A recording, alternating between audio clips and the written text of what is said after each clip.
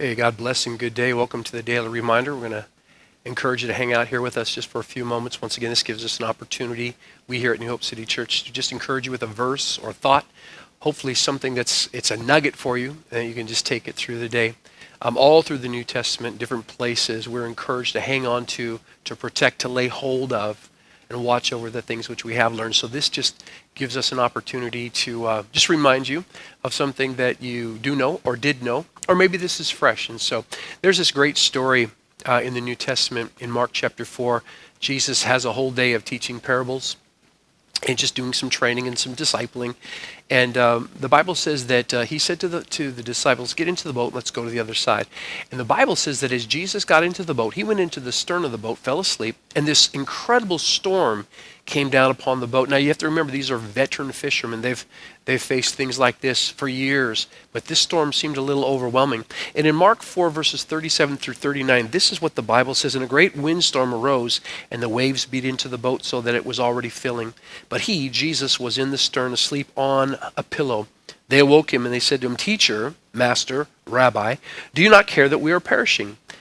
Then he, Jesus, arose and rebuked the wind and said to the sea, 'Peace, be still.' And the wind ceased, and there was a great calm." Listen, I just want to remind you of this. This natural storm is a great picture and a truth of where you and I are today. There is a storm raging in the nation, in the states, in government. There is a storm raging right now, and it is a battle, but it is a spiritual battle, and it is certainly in the atmosphere. The atmosphere is charged, remembering in Ephesians 2 and verse 2 that Satan is the prince of the power of the air, of the atmospheric region.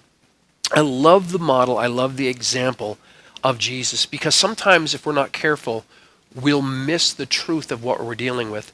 The Bible says that Jesus arose and he rebuked the wind, but he said to the sea. He rebuked the wind and said to the sea. Now, let me just remind you of this. We are, even as the disciples were moving to the other side, we are moving forward in this hour into something wonderful, something marvelous, something we believe that God has carried in his heart for a long time. We are moving in that direction. As we're moving forward, it's possible we're going to face a storm here and there. Again, certainly with what is happening in the nation at this time. But Jesus models for us the way we need to handle the storms that we encounter. He rebuked the wind, but he just spoke to the sea. He rebuked what he couldn't see. You can't see wind. You can't see it. You can see the result of wind, but you can't see wind. Jesus rebuked what he couldn't see, that which was in the unseen realm. He took authority. When the Bible says he rebuked it, he took authority over it. He exercised the authority that the Father had given him over the unseen places, but he just spoke to what he could see. Listen, the water, the sea, was just responding to the wind blowing, and the water was sinking the boat. If you and I are not careful, we're going to get these two backwards. And instead of taking authority, the authority that the Lord has given us over the enemy, the authority that the Lord has given us over principalities and powers, instead of standing in authority and rebuking what we can't see, we'll start rebuking what we can see. You have to remember Ephesians 6 and 12. We're not wrestling against flesh and blood.